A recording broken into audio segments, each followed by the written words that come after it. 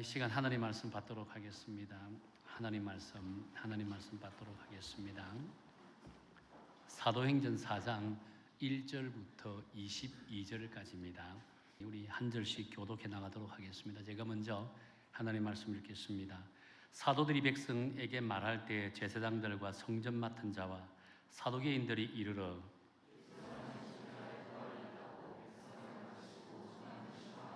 그들을 잡음에 날이 이미 저물었으므로 이튿날까지 가두었으나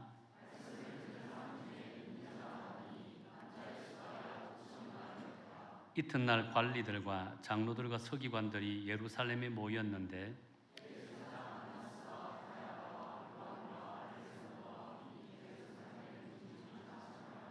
사도들을 가운데 세우고 묻되 너희가 무슨 권세와 누구의 이름으로 이 일을 행하느냐?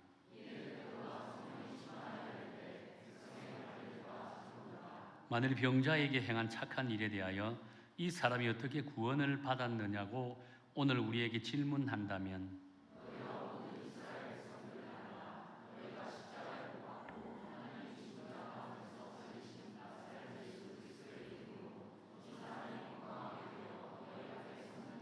이 예수는 너희 건축자들이 버린 돌로서 집 모퉁이의 머릿돌이 되었느니라.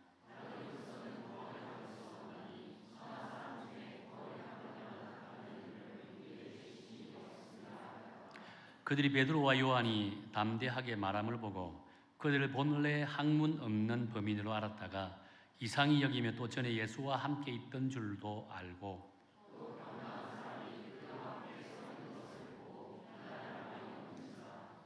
명하여 공회에서 나가라 하고 서로 의논하여 이르되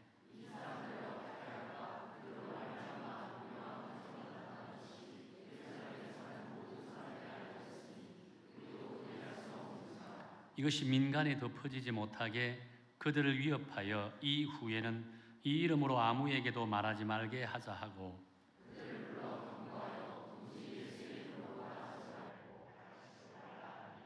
베드로와 요한이 대답하여 이르되 하나님 앞에서 너희의 말을 듣는 것이 하나님의 말씀을 듣는 것보다 옳은가 판단하라.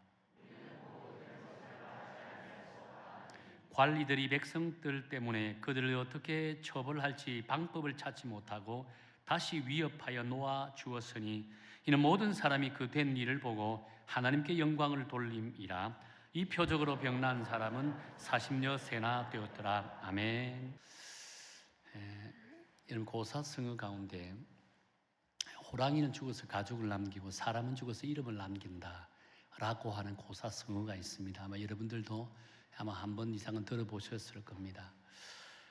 우리 이 고사성어처럼 후세의 사람으로서 이름을 남기는 것에 대해서 대단히 중요하게 생각을 합니다.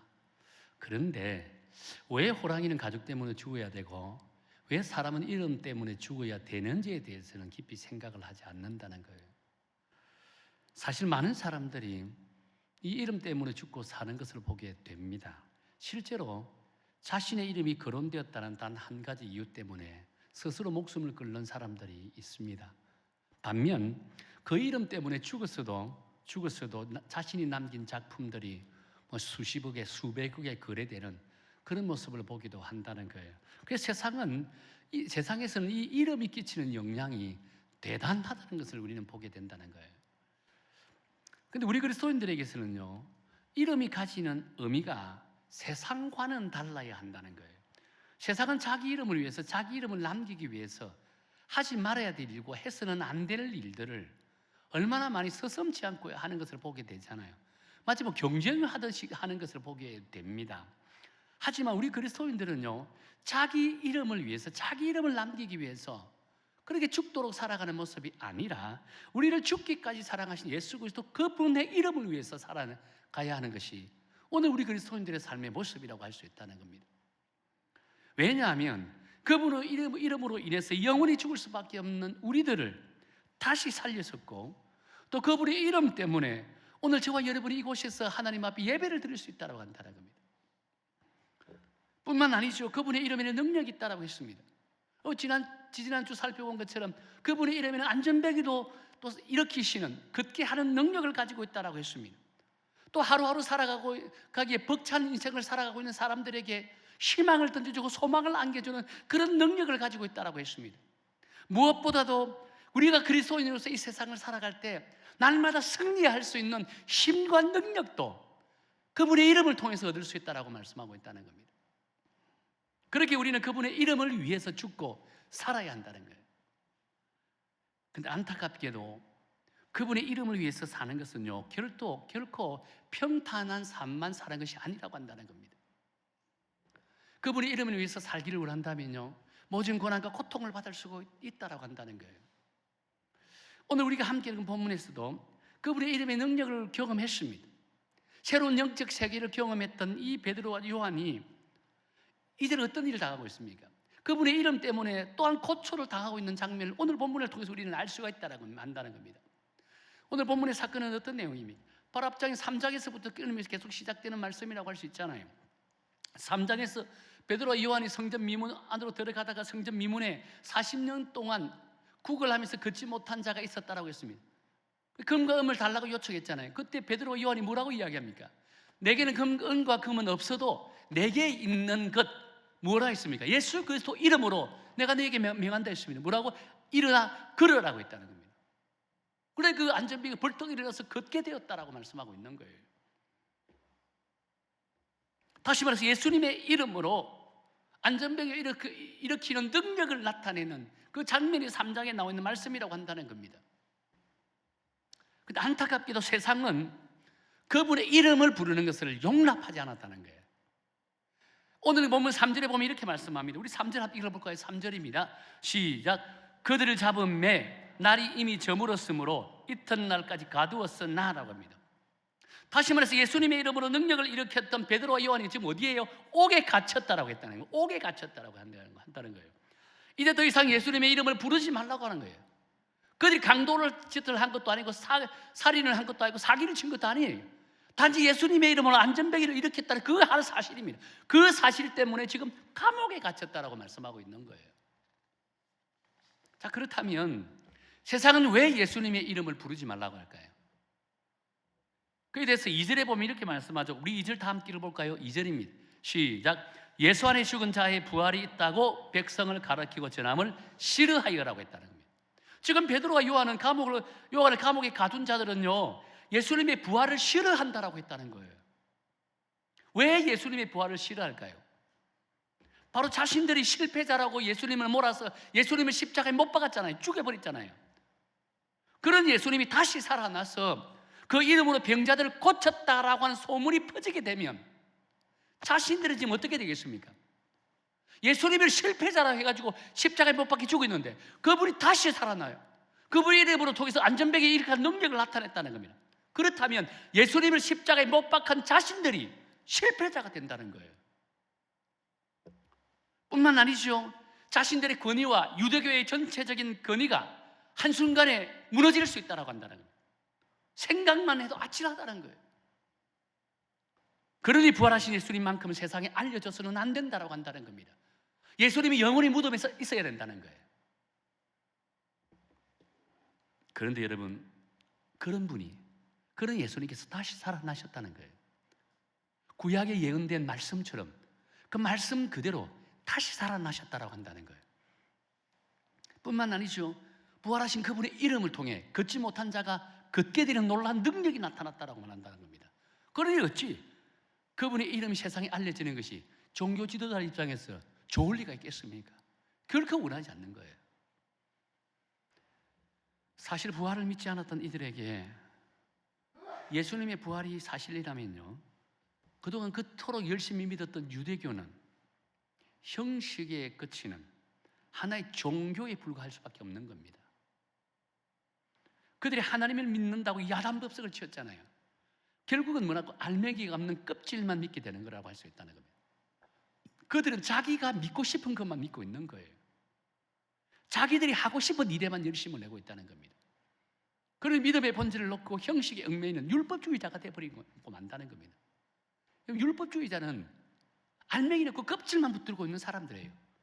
정말 열심히 섬겨야 될 곳 섬기지 않고 엉뚱한 곳에 섬기는 자가 율법주의자들이라 할 수 있다는 겁니다.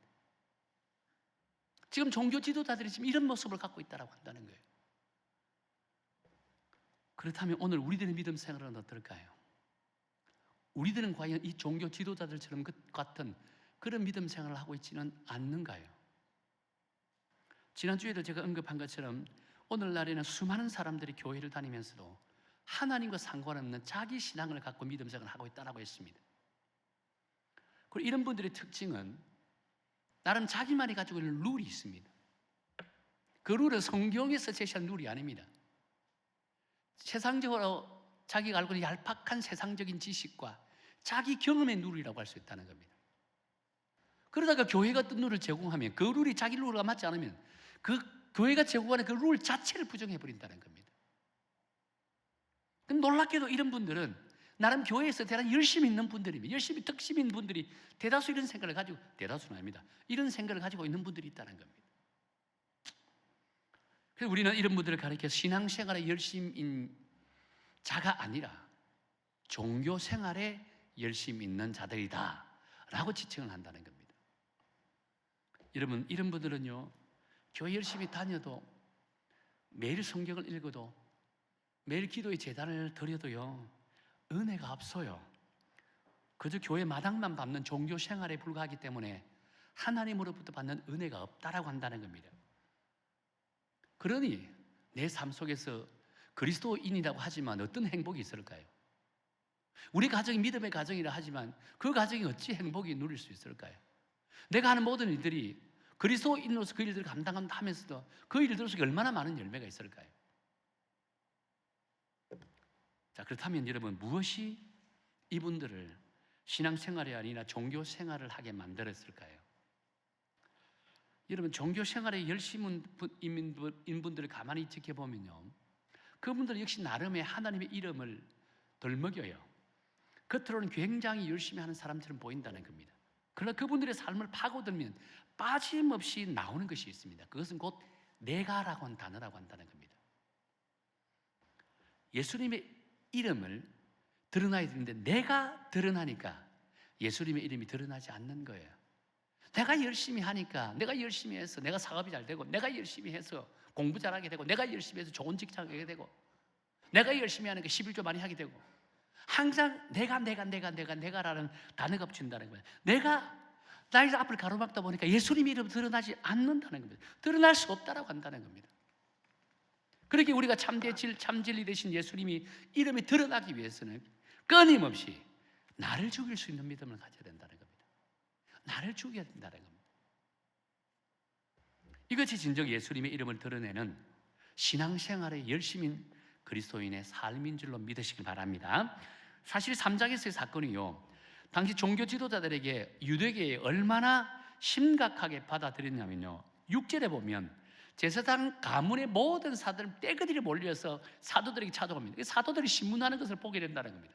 한 사람이요, 떼거리로, 이 문중이, 제사장 문중이 사도에 찾아가서 신문을 냈다고 한다는 겁니다. 어떤 신문을 했까요? 7절에 보면 이렇게 말합니다. 우리 7절 다음 길을 볼까요? 시작. 너희가 무슨 권세와 누구의 이름으로 이 일을 행하였느냐 라고 이제 질책을 합니다. 그때 베드로가 뭐라고 대답할까요? 베드로 10절에 보면 이렇게 대답합니다. 우리 10절을 읽겠습니다. 시작.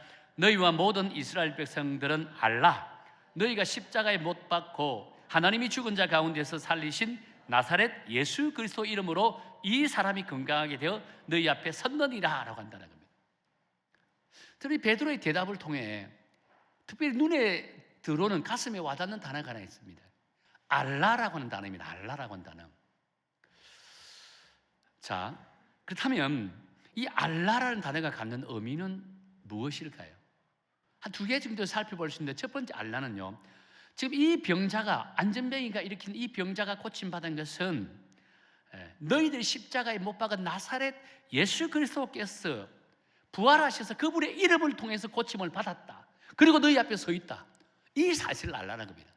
이 자가 고침을 받은 것은 세상의 의술도 아니고 마술도 아니고 다른 모든 것이 아니라 너희들이 십자가에 못 박았던 예수 그리스도, 나사렛 예수 그리스도께서 부활하시고 그분의 이름을 통해서 고침을 받게 되었다, 이 사실을 알아야 된다고 한다는 겁니다. 그런데 여러분, 베드로가 종교 지도자들 앞에서 예수님을 소개하면서 뭐라고 소개했습니까? 나사렛 예수 그리스도라고 했습니다. 예수 그리스도라고 하면 되는데 왜 나사렛이라는 단어를 썼을까요? 저는 이 나사렛이라는 단어를 왜 썼을까를 묵상해 보면서 나사렛이라는 곳이 어떤 곳이라면 찾아보았습니다. 나사렛은요, 갈릴리에서 아주 작은 마을입니다. 지금 무명한 마을이라고 할 수 있다는 겁니다. 이 마을이 존재 자체도 별로 몰랐습니다. 예수님이 마을에 태어났기 때문에 사람들이 알 정도였습니다. 심지어 예수님의 제자 가운데 나다나엘이 뭐라고 이야기합니까? 나사렛에서 무슨 선한 것이 날 수 있느냐라고 했다는 겁니다. 예수님이 나사렛 출신이라니까 나사렛에서 무슨 선한 것이 날 수 있느냐라고 하면서 나사렛을 폄하하는 것을 보게 되잖아요. 오늘 본문에 보니까 이 베드로는요, 종교 지도자 앞에서 당당하게 이야기합니다. 너희들이 그토록 하찮게 여겼던 나사렛에 태어난 예수가 하나님의 아들이라는 겁니다. 그리고 이 안전뱅이를 고쳤다는 거예요. 너희들이 그토록 폄훼했던 예수가 죽음에서 부활하고 지금도 살아계셔서 걷지 못한 자를 걷게 할 능력을 나타내셨다고 한다는 겁니다. 너희들이 이 사실을 알아야 된다는 겁니다. 이 사실을 깨달아야 된다는 거예요. 이것이 첫 번째 알라는 의미고, 두 번째 알라는 의미는요, 12절을 알라라고 한다는 겁니다. 12절 말씀 읽어볼까요? 12절입니다. 시작. 다른 이로서는 구원을 받을 수 없나니 천하 사람 중에 구원을 받을 만한 다른 이름을 우리에게 주신 일이 없음이라라고 했다. 그렇습니다. 예수님의 이름은 단순히 육신의 질병을 낫는 능력만 가지고 있는 것이 아니라고 했다는 겁니다. 잘못된 교리에 빠져서 엉뚱한 것에 관심을 가지고 엉뚱한 교리를 갖고 진리 대신 예수님이 십자가에 못 박았던 너희들의 죄, 그 죄를 구원받을 수 있는 것은 오직 예수 그리스도 그분밖에 없다라고 이야기한다는 거예요. 다른 이로서는 구원받을 수 없다라고 한다는 겁니다. 너희들 죄까지도 예수 그리스도 그분을 통해서 구원을 받을 수 있다는 겁니다. 그래서 오직 예수 그리스도 그분을 알라라고 한다는 겁니다. 세상에 그 어떤 이도 우리를 구원할 자가 없다라고 한다는 겁니다. 우리를 구원할 자는 딱 한 분이라는 겁니다. 예수 그리스도 그분을 알아야 된다고 말씀하고 있다는 거예요. 그런데 베드로의 이 말씀에 종교 지도자들이 깜짝 놀랐습니다. 왜냐하면 베드로가 그 일행이 어떤 사람이고 어디 출신인지 알았습니다. 갈릴리에서 어릴 때부터 이 고기나 잡는 정말 1차 무식군이라고 알고 있었는데 그들이 말하는 걸 보니까 탁월한 은밀을 갖고 있는 겁니다. 놀란 지식을 갖고 있다는 겁니다. 깜짝 놀랐습니다. 그래서 베드로가 하는 말 가운데 흠을 잡을 수 없다라고 했습니다. 7절에 보면 뭐가 되어 있냐면요, 비난할 말이 없는지라라고 했다는 겁니다. 베드로의 말은 설교를 통해서 내가 단 하나도 허물을 잡을 수 없다라고 한다는 겁니다. 허물을 잡을 수 없으니 이걸 어떻게 급박하기 시작했다는 겁니다. 어떻게 급박합니까? 18절에 봅시다. 18절에 이렇게 말하면 18절입니다. 시작. 그들을 불러 경고하여 도무지 예수님의 이름으로 말하지 말고 가르치지도 말라 하니라고 했다는 거예요. 아주 이것은 강력한 경고입니다. 이 말의 의미는 어떤 의미냐면, 만일 너희들이 또다시 예수 이름으로 이런 일을 행하게 되면 내가 또 너희들도 똑같이 예수님처럼 십자가에 못 박아버릴 것이다 라고 경고하는 거예요. 아주 살벌한 경고입니다, 여러분. 놀라운 것은요, 이 협박과 경고를 받았던 베드로의 반응입니다. 자, 어떤 반응을 일으킬까요? 19절을 봅시다. 19절을 한번 읽을게요. 시작. 베드로와 요한이 대답하여 이르되 하나님 앞에서 너희의 말을 듣는 것이 하나님의 말씀을 듣는 것보다 옳은가 판단하라라고 했다는 거예요. 그리고 계속해서 이어지는 20절이 이렇게 말합니다. 20절입니다. 시작. 우리는 보고 들은 것을 말하지 아니할 수 없다라고 했다는 거예요. 지금 베드로와 요한은 종교 지도자들의 그 경고와 협박에도 단호하게 뭐라고 합니까? No! 자신들이 할 말을 하겠다는 겁니다. 자신들이 보고 들은 것들, 다시 말해서 예수님이 죽으면서 부활하시고 3일 만에 부활하신 예수님께서 그분의 이름으로 안전병이를 일으킨 이 사건에 대해서 우리는 증거하겠다는 겁니다. 너희들이 아무리 우리를 협박해도 죽음이 두렵지 않다는 겁니다. 생명을 걸고라도 내가 이 사실을, 이 복음을 전하겠다라고 말씀하고 있는 거예요.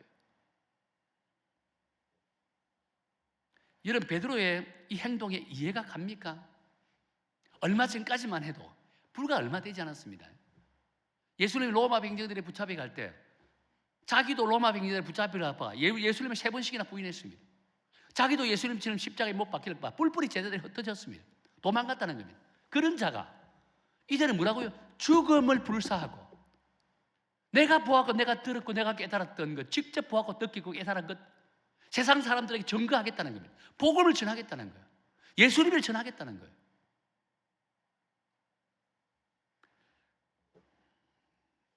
그렇다면 여러분, 이들에게 무슨 일이 있었게요? 천지가 계획하듯 이처럼 이렇게 변화의 역사가 나타나게 되었을까요? 여기에 대해서 8절에서 정확하게 기록합니다. 8절입니다. 우리 8절을 읽겠습니다. 시작. 이에 베드로가 성령이 충만하여 이르되 백성의 관리들과 장로들아라고 했다는 겁니다. 지금 베드로는 예수님의 이름으로 인해서 뭐라고요? 성령을 충만히 받았다라고 했다는 거예요. 성령이 충만하니까 당당해질 수 있습니다. 성령이 충만하니까 조금 더 위축되지 않아요. 성령이 충만하니까 죽음도 두렵지 않다라고 한다는 겁니다. 저는 이것이 바로 그리스도인들만이 누리는 은혜이다, 특권입니다. 우리 그리스도인들만이 누리는 은혜이다, 특권이라고 한다는 거예요. 왜냐하면요, 예수님의 이름을 부르는 자에게 성령을 충만히 준다라고 했습니다. 날마다 예수님의 이름을 부르는 자에게 성령을 충만히 채워준다라고 했다는 겁니다. 다시 말해 우리 역시 예수님의 이름을 부르게 되면 베드로처럼 성령이 충만하여 당당한 그리스도인, 담대한 그리스도인으로 세상에서 열심히 주의 복음을 전가할 수 있다라고 말씀하고 있다는 겁니다. 누가 우리를 방해한다 할지라도, 누가 우리를 공격해온다 할지라도 저걸로 도무지 두려워하지 않는다는 겁니다. 두려움이 없다는 거예요. 성령이 충만합니다. 이번 전도 나가보세요. 노방전도 나가보세요. 우리 청년들, 우리 성도님들 노방전도 나가보세요. 목사님 적어도 한 달에 한 번 정도는 노방전도 데려나가세요. 저 롯데백화점 앞에서 복음도 전하고, 중동역 앞에서 복음 전하고, 시청하면서 복음도 전하고. 자, 우리가 오늘 예배 마치고 이제 전도하러 갑니다, 이제 우리 노방전도 나갑니다 라고 하면 도망갈 친구들이 없겠죠. 생각만 해도 아찔해요. 야, 복음을 전하다가 내 친구라도 만나면 어떨까? 아, 복음을 전하다가 누구도 만나면 어떨까? 부끄러운 거. 이런 생각을 가질 수 있어요. 여러분, 그런 생각을 가지고 있는 친구들은 아직도 내 마음 속에 예수님의 이름이 역사하지 않는 거예요. 예수님의 이름이 역사하면 어떤 줄 아세요? 전혀 부끄러우지 않아요. 그러나 한 사람 한 사람 볼 때마다 저 사람도 구원받아야 되는데 이 안타까움이 있는 거예요. 아직 나는 그런 경험 못했다고요? 경험해보세요. 선교지 가면 잘해요. 선교지 가면 아는 사람 아무도 없잖아요. 마음대로 해요. 선교지 가면 우리 청년들 눈이 불이 푸치푸치 하면서 열심히 해요. 근데 롯데백화점 앞에서 복음을 전하자 하면 다들 그냥 고개 숙여요. 혹시 아는 사람 볼까 봐. 부끄러움이, 그 역시 뭐냐면 예수님의 이름의 능력이 우리 안에 강하게 역사하지 않기 때문이라고 한다는 거예요. 강하게 역사하면 두려움이 없다는, 부끄러움이 없다는 겁니다. 담대하게 주의 복음을 전할 수 있다고 한다는 거예요. 여러분 스스로 돌이켜보세요. 초대교회 복음을 전하였던 사도들과 복음 전도자를 한번 보십시다. 자신들이 한 것은요, 예수님의 이름으로 주님의 부활을 전했을 뿐입니다. 그런데 어떤 일들이 일어나게 되죠? 사도들이 가는 곳곳마다 믿는 자들이 넘쳤다라고 합니다. 수많은 병자들이 고침을 받았다라고 합니다. 삶의 희망을 잃고 살아가는 자들에게 소망을 얻고 세상 속에서 위대한 자로 들어 쓰임받는 그런 역사들이 얼마나 많이 일어난 줄 아십니까? 이것이 성령 충만한 초대교회의 부흥의 역사라고 할 수 있다는 겁니다. 구원의 역사라고 할 수 있다는 거예요. 그렇다면 오늘 한국교회, 아니 우리 그리스도인들 가슴 속에 아직도 왜 오직 복음, 오직 예수 이름이 드러나지 않고 있을까요? 예수님의 이름이 나의 삶을 주도하지 않고 있다고 생각합니까? 분명한 사실은 오늘 이 시대는 과거에 비해서 교회 다니는 사람들이 너무 많습니다. 권력을 가진 분들 가운데서도 예수 믿는 사람들이 참으로 많습니다. 이번에 대통령 선거에 나온 후보들 가운데 앞에만 딱 잘라서 정당을 가지고 있는 대표들만 딱 잘라봅시다. 네 분이 있습니다. 무슨 정당 이야기 안 해도 다 아시죠? 4개 정당의 대표들이 하나같이 다 하나님을 믿는다라고 합니다. 제가 종교를 찾아봤잖아요, 직접. 찾아보니까 2분은 기독교, 2분은 캐톨릭이더라고요. 뿐만 아니죠. 재력을 가지고 있는 분들 중에서 예수 믿는 사람들이 있습니다. 여럿이 있습니다. 어떤 분은 그룹 총수가 4대 그룹 총수 중에 한 사람이 감옥에서 나오면서 성경책을 탁 끼고 나오더래요. 가슴에 딱. 나 예수 믿는 사람입니다. 내 좀 잘 봐주세요 라고 하는 거예요. 그럼 과연 이들 속에 예수님의 이름이 역사하고 있을까요? 예수님의 복음이 살아있을까요? 저도 정확하게 알지 못합니다. 하나님만 아시겠죠. 그러나 중요한 사실이 이들 속에 예수님의 이름이 살아있더라면, 복음이 살아 역사한다면 이분들을 통해서 선한 영향력이 드러나야 된다는 겁니다. 이분들을 통해 하나님의 나라가 이루어져야 된다는 겁니다. 이분들을 통해 주의 영광이 드러나야 되는 거예요. 세상이 아무리 자기를 향해서 예수 믿는다라고 손가락질해도 당당하게 나는 그리스도인입니다, 당당히 나는 예수님을 믿습니다라고 외칠 수 있어야 된다는 겁니다. 어느 목사님이 그러더라고요. 현대에는 돈 많은 그리스도인들이 넘치지만 진정 멋있는 그리스도인들을 찾아볼 수 없다고 했습니다. 지식 있는 그리스도인들이 넘치지만 선한 영향력을 드러내는 그리스도인들은 점점 줄어간다고 했습니다. 그렇다면 우리가 그리스도인으로 어떤 삶을 살아야 멋있는 그리스도인이 될 수 있고 선한 영향력을 드러내는 그리스도인이 될 수 있을까요? 성경은 정확하게 말씀합니다. 우리의 삶 속에 얼마나 예수님의 이름이 살아있는지, 얼마나 성령 충만한지, 얼마나 복음의 열정이 넘쳐 있는지, 그것을 통해 멋진 그리스도인이 될 수 있고 멋이 없는 그리스도인이 될 수 있고 선한 영향력을 드러내는 그리스도인이 되고 아무런 영향력 없는 그런 그리스도인이 될 수 있다고 한다는 겁니다.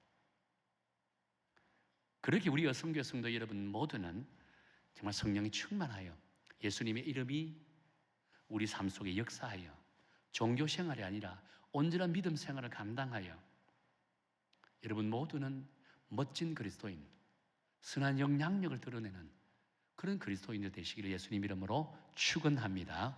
제가 이제 말씀을 맺겠습니다. 제가 미국에서 목회한 곳이 애틀란타라고 하는 곳입니다.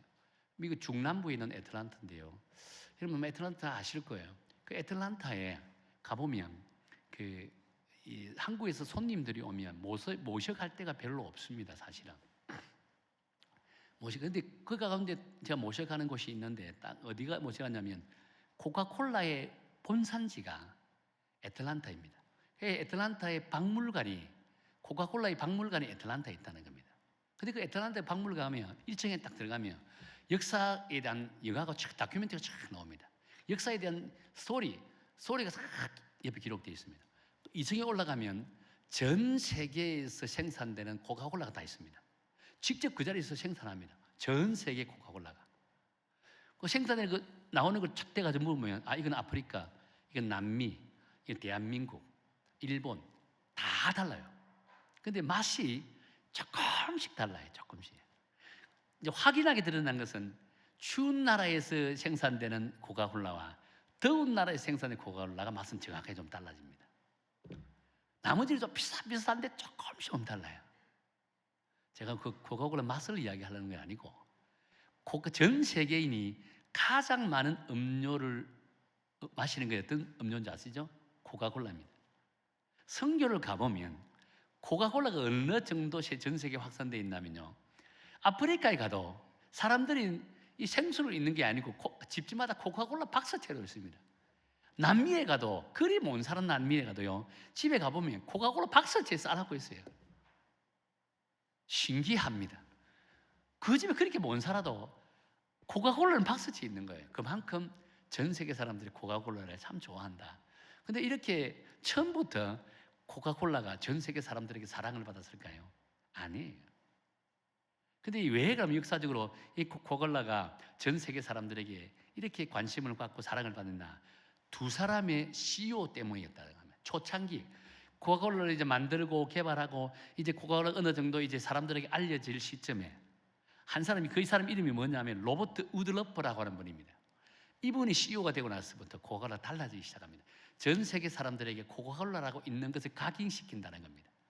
이분이 코카콜라에 대한 사랑이 어느 정도냐면, 이분이 말은 항상 이런 말을 하고 다니면 뭐라고 했냐면요, 내 혈관 속에 흐르는 것은 피가 아니라 코카콜라라고 했습니다. 얼마나 코카콜라에 대한 사랑이 있으면 내 혈관 속에 흐르는 것은 피가 아니라 코카콜라라고 했을까요? 그리고 또 시간이 좀 흘렀습니다. 전 세계 사람들에게 코카콜라를 이제 먹도록 이게 만들었던 분이 누구냐면, 어떤 사람이 CEO였냐면 도널드 키오라고 하는 사람이 CEO 됐을 때입니다. 이분은 실패하는 사람들의 10가지 습관이라고 하는 베스트셀러를 썼던 그런 분이거든요. 이분이 CEO가 됐을 때 코카콜라가 전 세계 사람들에게 확산되는 것을 보게 된다는 겁니다. 이분이 한 말 가운데 어떤 말이 있냐면 아주 명언이 있습니다. 전 세계인의 피 속에 코카콜라가 흐를 때까지 우리는 멈추지 않을 것이다. 여러분, 대단한 거 아니에요? 전 세계 사람들 피 속에 코카콜라가 흐를 때까지 뭘 멈추지 않는다고요? 전 세계 찾아다니면서 코카콜라를 이렇게 판매하겠다는 겁니다. 실제로 그렇게 했습니다. 저는 이 두 분의 글귀를 읽으면서 가슴이 막 열정이 막 살아나더라고요. 막 가슴이 두근거리더라고요. 왜냐하면 이 문구들이 흔히 교회에서 사용하는 캐치프레이즈가 비슷하잖아요. 그럼 제 마음속에 이렇게 인식돼서 이렇게 이런 말들을 하게 되더라고요. 제가 뭐라고 이 말을 붙이냐면요, 내 혈관 속에 흐르는 것은 피가 아니라 예수님의 복음이다. 전 세계인의 피 속에 복음이 흐를 때까지 우리는 멈추지 않을 것이다. 저도 모르게 이런 열정이 막 솟아나더라고요. 제가 이민 목회할 때 그 박물관 가가지고 도전받았던 문구가 이 문구였습니다. 그래서 선교에 대한 비전을 아주 갖고 선교에 얼마나 열심히 했는지요. 그렇습니다. 이 회사도 이 두 분의 열정으로 인해서 전 세계 가장 많이 팔리는 음료수가 됐는데, 하물며 우리는 죽기까지 사랑하신 예수 그리스도, 그 예수 그리스도의 은혜로 말미암아 구원받은 우리는 과연 복음의 열정이 어느 정도입니까? 우리 입술을 통해서 오직 복음, 오직 예수, 오직 성령이 과연 얼마나 증거되고 있을까요? 우리 스스로 돌이켜 볼 필요가 있다고 생각합니다. 사랑하는 우리 어성교회 성도 여러분, 여러분에게는요, 예수님의 이름이 얼마만큼 여러분의 중심 속에 역사하고 있습니까? 오늘 스스로 한번 돌이켜 보면서 예수 그리스도의 이름의 능력이 우리의 능력이 되어서 우리 교회의 모토인 선교적 교회로서의 사명을 감당하는 그런 믿음의 성도와 교회가 되기를 원합니다. 그렇게 하기 위해서는 우리는 어떤 삶을 살아야 될까요?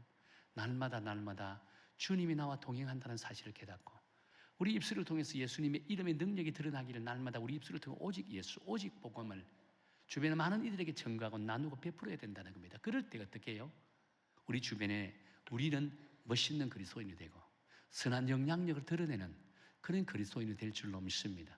우리 여성교회가 그런 교회가 돼서 우리 교회를 통해서 이 부천 지역이 하나님의 나라가 되고 이 민족이 하나님의 나라가 되고 열방이 주께로 돌아가는 그런 일이 존귀하게 되어 쓰임받는 그런 성도와 그런 교회가 되기를 예수님 이름으로 축원합니다.